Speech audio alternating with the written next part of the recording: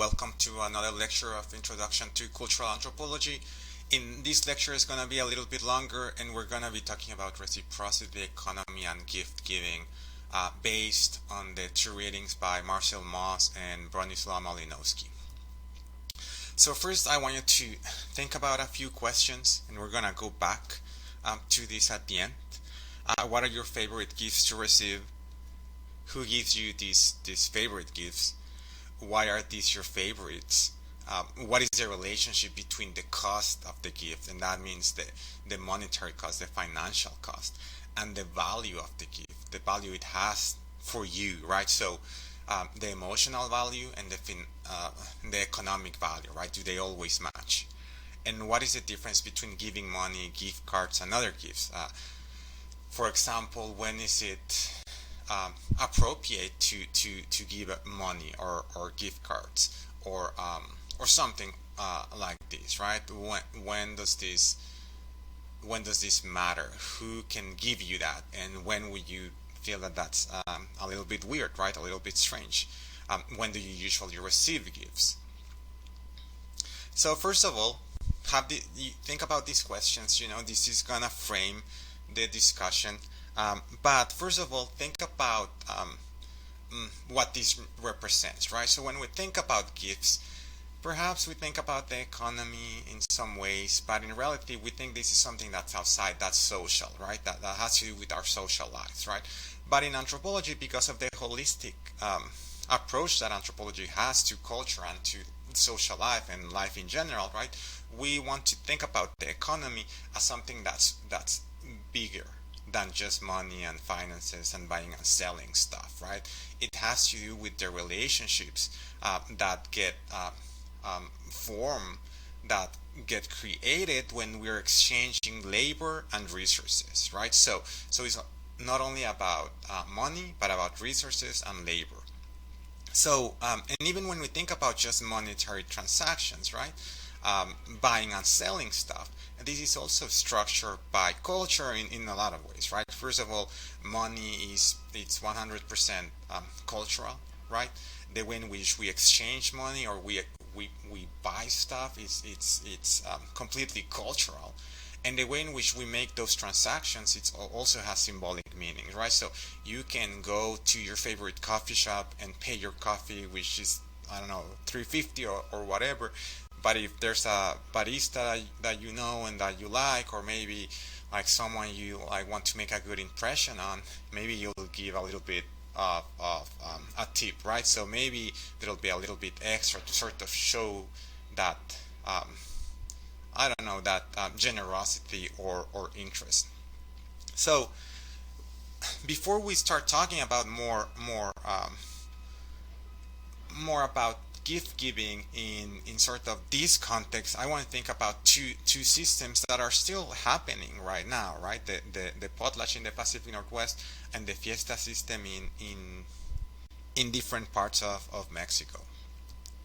So what is a potlatch? Perhaps you heard this term. Perhaps it sort of sounds like another term that we use or that it is sometimes used when people are gathering, right?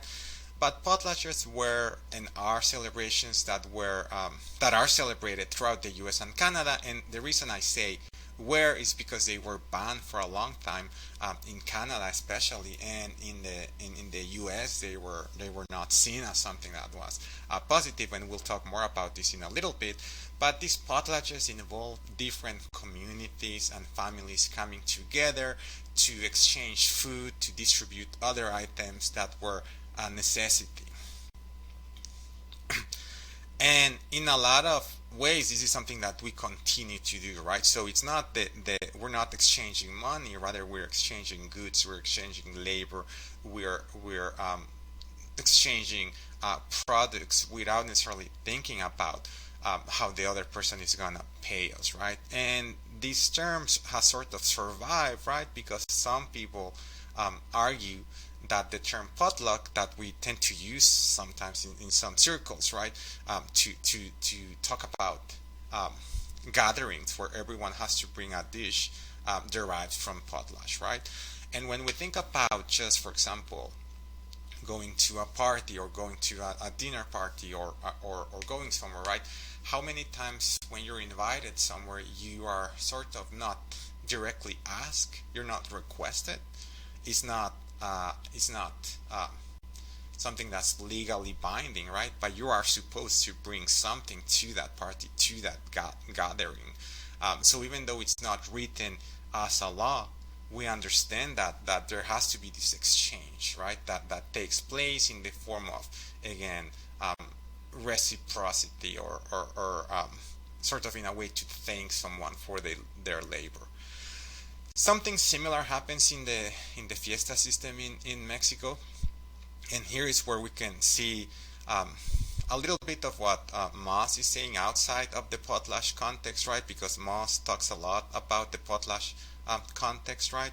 So in some parts of Mexico, pretty much throughout Mexico, some communities have these really big celebrations, these fiestas, where a family is put in charge of one saint, and with that, the day that particular day that saint is celebrated comes, they have to host a feast and invite everyone in the community. And often, if you're just like passing by that house by accident, you can go in and eat, and no one will say anything, right? So they put on this huge fiesta that is pretty expensive, right? And they distribute food to everyone who goes there, even if you have nothing to do with the community.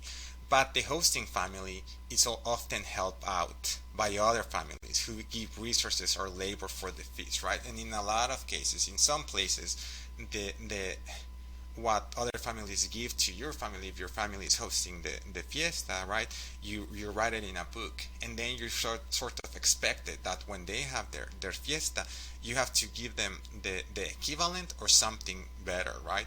But this is a way in which people continue to build this reciprocity, right? Because it's not only about the products themselves, but about the entire system and creating social relationships that are not restricted or limited to the products that are being exchanged.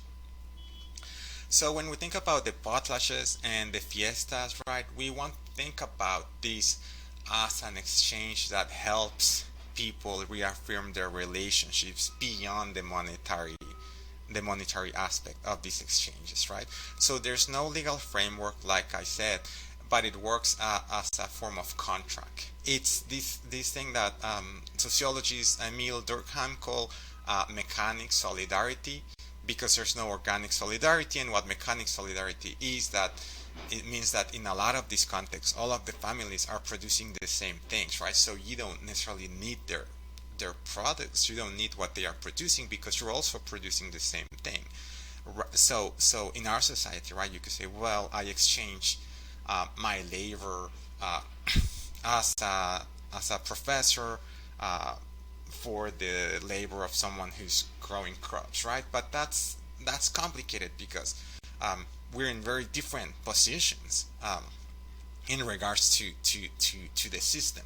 But in societies where every family, every household is producing the same thing, you don't have this, right? So this is what Durkheim calls mechanic solidarity. It's a little bit questionable whether those terms still hold for today or not, but I just wanted to think about that.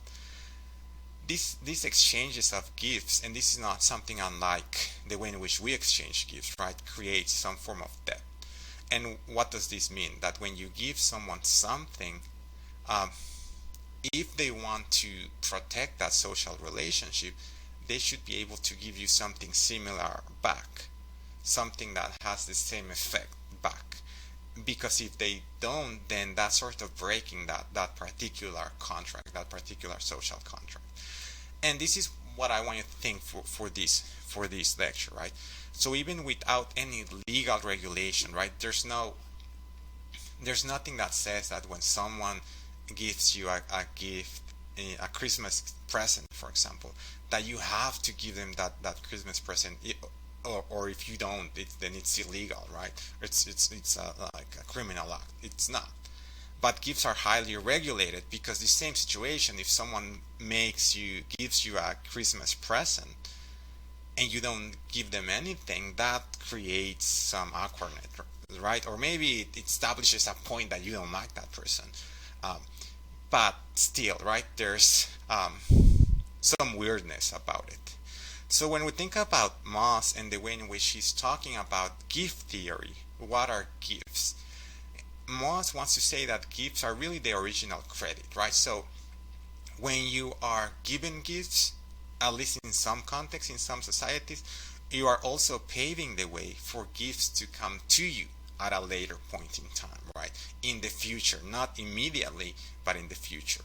Because this exchange of gifts, this exchange of products is not at the same time, right? It's not, you don't cancel that debt immediately, because otherwise the relationships wouldn't be formed, right? That's why when we go to a coffee shop and we buy coffee, we pay what we owed at that moment, because that relationship doesn't follow us, right? We're not thinking about that. We already canceled that gift of the coffee, right? We already paid it. So so in a lot of ways, for example, when we think about this, the potlatch and the fiesta season, right? These people sort of spending a lot of money to feed the community, or several communities, several families, right? It might seem counterintuitive to us in many ways, right? Because we think this is an act of showing off, right? Why would you need to spend all of that money to do this if you're not gonna have any material gain, right? This sort of going back to Geert's article on cockfights, right, and what it means to bet for a particular rooster, um, even if you're not gonna win a lot, and you might lose a lot. So, so this is why Mauss and anthropologists in general think that we cannot just think about gift giving or these exchanges as just about the economy, right? They are all part of this whole, this societal whole, this social whole that has to do with relationships that include the economy and that include uh, financial transactions, but that cannot be limited to the economy, because the economy impacts every aspect of our life, but it's also completely defined by cultural standards and by cultural expectations, right? So again, this is why we say that anthropologists, we study culture as a whole, holistically, because we can emphasize different aspects, but we always try to remember that everything is impacting everything else, that everything is connected to everything else. And and we're going to talk a little bit about this later on. But Mauss also wants to say that gifts are not merely objects, right? But they are things that have some sort of personality, that have in a way absorbed some of the history of the person making the gifts, of the person giving you the gift. And connected to this is this idea, right, that objects are never completely separated, right? They have personalities, they represent things that go beyond the object itself. And think about the, I don't know, the most important, or the best gift that you've ever received, right? Why do you think about this in this way? How is this connected to who gave it to you at what point in time? And what does it say about your relationship with that person and about that person itself? How much are they connected? So thinking about this idea, right, of reciprocity, that is what you expect after you make a gift, after you give someone something, and what do they expect when they give you a gift, right? Mauss and other anthropologists and other social scientists want to emphasize that in order for reciprocity to work as a social relationship, as a way to order um, the world, right? It cannot be symmetrical, right? There always has to be some sort of inequality, in the sense that always someone. I mean, if you are able just to cancel the gift, right? If someone gives you something that's worth $25 and you already saw that it's worth that, right? And you go there and you say, well, it's your birthday, here you go, $25, right? That will cancel that relationship in the sense that it's gonna feel that there's no special component to that gift. But in a lot of cases, the idea of giving someone a present, a gift, has a value added, right? And I know that here it says we're going to talk about it next Monday. We're not. We're going to talk about it right now. The coloring in a little bit. So in this same way, right? Reciprocity should not be symmetrical, because if it is symmetrical, then relationships don't last. At the same time, it shouldn't happen at that moment, right? You shouldn't just cancel the debt, because that cancels the possibility of a future relationship. So time influences how gifts are made and perceived. How much do you have to wait to sort of give a gift to that person who gave a gift to you? And and another thing, right, and this is very important, reciprocity always happens between groups of people that have access to different resources, and that influences the gift and the symmetry of reciprocity. And for example, here we could think about parents and children, but also, politicians, people who are lobbyists, people in organized crime, right? So when you receive a gift, some depends, right? Because if they have access to a lot of resources that you don't, then how are you gonna pay that? It's gonna take a while, right? So in a lot of cases, this reciprocity can appear as networks of clientelage. That means you give something to different groups of people, they cannot pay you back because they don't have the resources, but yet you've already created this relationship where if you need anything, they are in theory supposed to help you out, right? Supposed to do something for you. And this is something that sounds very similar to the mafia, right, or to organized crime. If you see the Godfather, right, there's a lot of these, right? The Godfather, it's in a position to make a lot of things happen for a lot of people. These are gifts, right? He does things for people that people need, and in exchange, he doesn't want you to do what he did, right? Because you're not in that position, you can't. But you'll have to do something for him to sort of pay this gift. Or, I mean, you could call it corruption as well, right? We could think about corruption as reciprocity, and we could also think about reciprocity as corruption, right? So what is corruption? It's also this idea, right? I give you something, you give me something back, because we're in this relationship of reciprocity. And maybe some of these things might seem too far away when I'm depending on your own situation, right? When I'm talking about the fiesta system or the potlatch, maybe some of you will say that sounds really familiar, or that's part of my own cultural practices, but maybe some of you are thinking this is something that feels really far away. We're not like that anymore. But think about the following examples, right? When you throw a large party, who gets invited? Are they supposed to bring anything? What are they supposed to bring? Are they supposed to show up? What if they don't show up? What sort of things are happening? Who regulates, who pays for such parties, right? Who pays for weddings? Is it something that's completely arbitrary? It is not, right? In theory, the father of the bride should pay for weddings. This has a long history that I won't get into it right now, but that you can sort of look up. Do we get offended if we aren't invited to parties? What if I invited someone to my party and they come and then I don't get invited to their party? How do I feel about that? That's also a relationship of reciprocity. Like I said, tipping our servers, are the people who are in the food industry, right? How is that an act of reciprocity? There's some reciprocity involved, even if it involves money or cash, right? And if you're in the food industry, right? If you work as a server in a restaurant or a barista in a coffee shop, and you think you're doing a great job and you're not being tipped properly, then maybe you won't be that nice next time that person shows up. And just in the language that we use when you say you owe me one after you do a favor to someone, that's still thinking about reciprocity. Again, not as something that's financial, exclusively financial, right? But something that's larger than just money. So just think critically about the gifts we're receiving, right? That we're giving, um, and think about the meaning. What's behind them? What makes them special? What makes them not so special? What work do you put into um, giving gifts? Um, and how do you want that to be valued by others?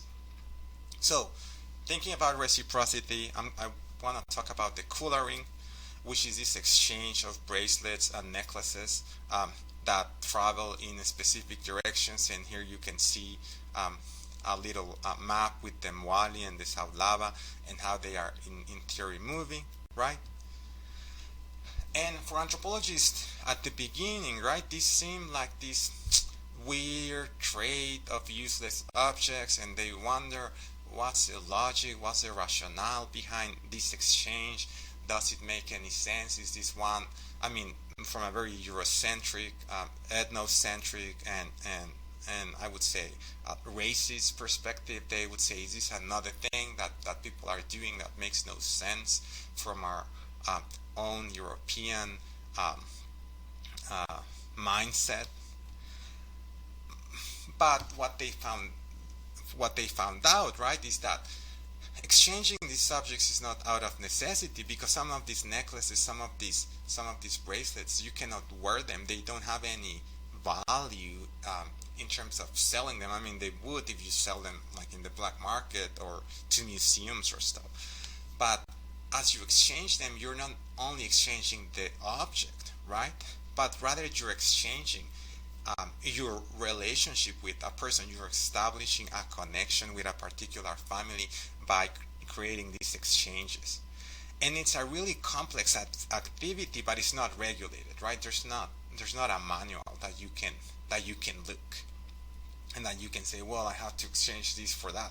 Rather, it's something that's really complex, very similar to when we give um, presents to other people, right? It's not regulated. It's not um, um, regulated by any laws or by any particular contracts or handbooks or anything, but rather is something that we know because we've been raised in particular traditions of gift giving, that we know what gifts are appropriate and what gifts aren't. And when we think about the coloring, right, Malinowski says different things, right? He wants to say once in the kula, always in the kula, because you're always gonna owe, you always have to give something to someone, and someone is always gonna give you something back. And this is another thing about the objects, right? They are always traveling. No object can stay with the same owner for a long period of time. I would even question whether the term owner is appropriate or not. And Malinowski, in a similar way to Clifford Geertz, although Clifford Geertz wrote his essay on cockfighting years later, decades later, Malinowski wants to say this is not savage trade, right? Because it's not out of need. So clearly, the people who are exchanging um, these objects are thinking beyond this idea of what's needed. How do we fulfill our physical needs? Rather, they are involved in really complex symbolic interactions. And he wants to say, Malinowski, he wants to say, in fact, these objects that we think are so far removed from us, and he's talking about Victorian England at the beginning of the 20th century, right? He wants to say these things that seem so far removed from us and that we think are useless objects that people are trading in the Trobriand Islands. What he wants to say is, look around you. Uh, we have other things, right? We have the crown jewels and trophies that are not really worth anything, that they're mostly symbolic, and I'll talk a little bit more about that. Malinowski, though, has been criticized, and there's a series of a film divided in different videos that you should watch to understand who Malinowski was, where he was coming from, and he has been criticized for downplaying the importance of other trade that took place around this exchange of the Wadi and the Saulala. And he also wants to say that, I mean, if you read his article and some of the footnotes that you see in this piece, he's also sort of trying to say that Trobrianders didn't really understand what they were doing, right? And I have here this note that says pretty much like when a person is ignorant of your disease, right? They didn't know. So in this sense, he was also downplaying how much the Trobrianders actually knew about the coloring, and him as the expert wanted to say, look, I'm the expert, I know things that the Trobrianders are doing that they don't even know themselves. So Malinowski wants to argue that when we think about the value of objects, we need to think about their value beyond the market and the exchange value, right? And again, going back to the crown and to all of these things, right? To the idea of gold and diamonds, and why is it that their value because of their properties, but the way in which prices are established are pretty much arbitrary, right? It doesn't have to do with the object itself, rather with how a particular culture values some of these objects. And before we go back to the questions that we started with, I just want to think about this particular image here, right, of Elaine Benes from the very famous sitcom Seinfeld, accusing someone of being a regifter. And what does this mean, right? That in that particular episode, you can look it up if you're interested. That particular episode, someone, Elaine, gave a label maker to someone, and then she found out that this person had used the label maker that she had gave him. He gave the label maker to somebody else, right? So this really upset her, because the narrative, if you watch that episode, the narrative goes that she put a lot of thought into it. She thought it was a great gift, and then she finds out that this guy just re-gifted the label maker, and this made her really upset, right? So again, think about these questions, right? Who gives you these gifts? When is it appropriate to give money, right? Would you give money to your to a romantic partner? In what context? Would you give money to your parents or guardians? All of these things, right? Think about these questions and reflect on the values of gifts beyond the monetary. And you're already doing that all of the time, right? But perhaps think about it more systematically. And just as a sort of theoretical teacher, right, I want to say that Mauss and Malinowski can be labeled as functionalists because they both believe that society is composed of different institutions, and each institution has a function. And they think that societies tend to auto-regulate themselves, right? So if something's wrong, they'll sort of try to work that out internally. And they call this the organic analogy because they think that societies are like a human, or like any body, right? You have one institution, that's the brain, right? One institution that's the feet, another institution that's the heart, and so on. So when you get sick, like I was saying, when you get sick, all of your body starts trying to get rid of that sickness, and tries to sort of regulate itself. The problem with this, of course, is that if we think that some institutions are the brain, then for sure we cannot get rid of the brain. But who's the brain? And who's something else that we can just get rid of, right? And also, bodies don't necessarily regulate themselves in this sort of harmonic way, right? Sometimes it takes a lot of of time. Sometimes they never come back to be the way they were, right? So they're sort of ignoring politics, and they're also ignoring the fact there are external factors that are happening that have to do with history. So Mauss and Malinowski think that societies are functional because everything has a function that helps in regulating societies. And this might sound interesting, but it's ignoring a lot of the internal conflicts that may arise in within societies. And just like I was saying, like Geertz, Mauss, and Malinowski are interested in understanding how people who are different from Western and global, the global North societies are rational, right? And they want to distribute through two arguments. First of all, showing that even if the actions of people who are not European seem irrational, this is because we tend to think that the only things that make sense it's when there's a material gain for you. Again, compare Geertz's analysis of cockfights with Mauss and Malinowski. Compare this idea, right, that being generous is irrational because why would you want to spend more money than you're gonna get? Well, because you're creating social relationships, right?